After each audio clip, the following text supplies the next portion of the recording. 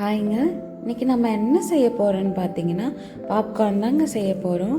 அதுக்கு நான் இந்த மாதிரி மக்காச்சோளம் வாங்கி வச்சுருக்கேங்க. பாப்கார்ன் செய்கிறதுக்கு நம்ம இந்த மாதிரி பெரிய பெரிய சோளமாக இல்லாமல் இந்த மாதிரி முத்து மாதிரி இருக்க இந்த ரவுண்டாக இருக்க சோளம் வாங்கிக்கணும். அப்போ தான் பாப்கார்ன் நல்லா வரும். இது கடைகள்லேயே கிடைக்குதுங்க, எல்லா கடைகள்லேயும். ஸோ பாப்கார்ன் செய்கிறதுக்குன்னு கேட்டிங்கன்னா உங்களுக்கு கிடைக்கும். இப்போது மஞ்சத்தூள், மிளகாத்தூள், உப்பு இது மூணும் நான் தேவைக்கேற்ப எடுத்து வச்சுருக்கேன் டேஸ்ட்டுக்காக.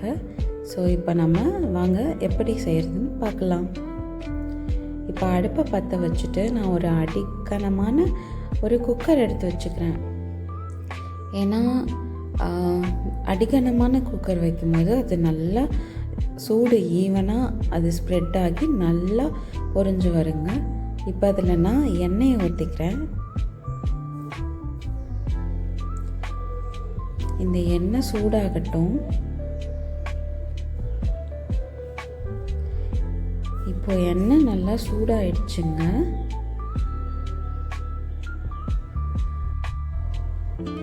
இப்போ எண்ணெய் நல்லா காஞ்சதுக்கு அப்புறமா இந்த சோளத்தை நான் ஆட் பண்ணிக்கிறேங்க.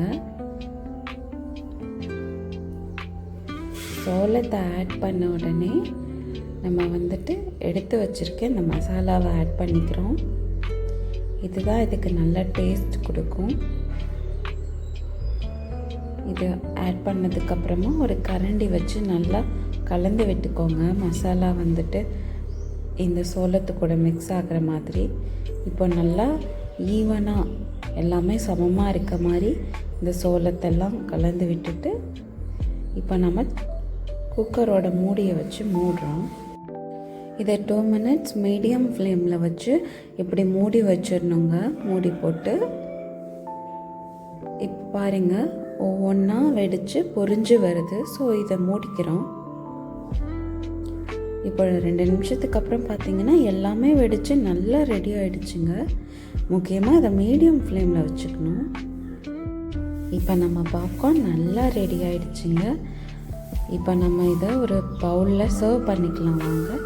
கடைகளில் கிடைக்கிறத விடவும் நல்ல கிறிஸ்பியாக, நல்ல டேஸ்டியாக, அதே சமயத்தில் நல்ல மணமான பாப்கார்ன் ரெடி ஆகிடுச்சுங்க. இந்த மாதிரி நிறைய ரெசிபிகள் பார்க்க எங்கள் சேனலை சப்ஸ்கிரைப் பண்ணுங்கள், லைக் பண்ணுங்கள், ஷேர் பண்ணுங்கள்.